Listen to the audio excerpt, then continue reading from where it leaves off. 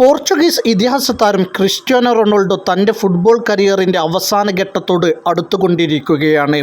ഇപ്പോൾ ഇതാ ഫുട്ബോളിൽ നിന്നും വിരമിക്കുന്നതിന് മുമ്പ് തൻ്റെ കരിയറിൽ നേടാൻ ആഗ്രഹിക്കുന്ന ഒരു നിർണായക നാഴികക്കല്ലിനെക്കുറിച്ച് സംസാരിച്ചിരിക്കുകയാണ് റൊണാൾഡോ. തൻ്റെ യൂട്യൂബ് ചാനലായ URയിലൂടെ പോർച്ചുഗീസ് ഇതിഹാസം ഇക്കാര്യം പറഞ്ഞത്, ഞാൻ ഉടൻ തന്നെ 900 ഗോളുകൾ സ്കോർ ചെയ്യും.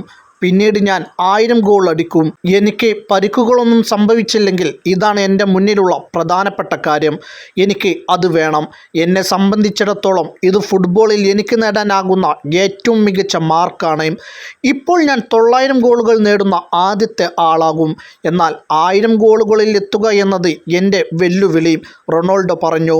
സൗദി പ്രോ ലീഗിൽ അൽ-ഫൈഹയെ 1-4 ഗോളുകൾക്ക് പരാജയപ്പെടുത്തി അൽ നസർ പുതിയ സീസണിലെ ആദ്യ ജയം സ്വന്തമാക്കിയിരുന്നു. മത്സരത്തിൽ സൂപ്പർ താരം ക്രിസ്റ്റ്യാനോ റൊണാൾഡോയുടെ ഒരു തകർപ്പൻ ഫ്രീ കിക്ക് ഗോളിനാണ് ഫുട്ബോൾ ലോകം സാക്ഷിയായത്. മത്സരത്തിൻ്റെ ആദ്യ പകുതിയിലെ ഇഞ്ചുറി ടൈമിലായിരുന്നു റൊണാൾഡോ ഫ്രീ കിക്ക് ഗോൾ നേടിയത്. ഈ ഗോളോടെ ഫുട്ബോൾ കരിയറിലെ ഗോളുകളുടെ എണ്ണം 899 മാറ്റാനും റൊണാൾഡോയ്ക്ക് സാധിച്ചിരുന്നു.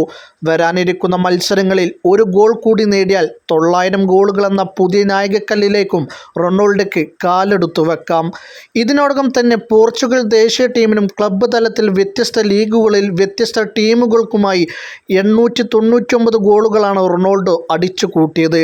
റയൽ മാഡ്രിഡിനായി 451, മാഞ്ചസ്റ്റർ യുണൈറ്റഡിനായി 145, യുവൻറ്റസിനായി 101, അൽ നസറിനായി 67, പോർച്ചുഗലിന് 130, സ്പോർട്ടിംഗ് ലിസ്ബണിനായി 5 എന്നിങ്ങനെയാണ് റൊണാൾഡോ വ്യത്യസ്ത ടീമുകളിൽ കളിച്ചു നേടിയ ഗോളിൻ്റെ കണക്കുകൾ.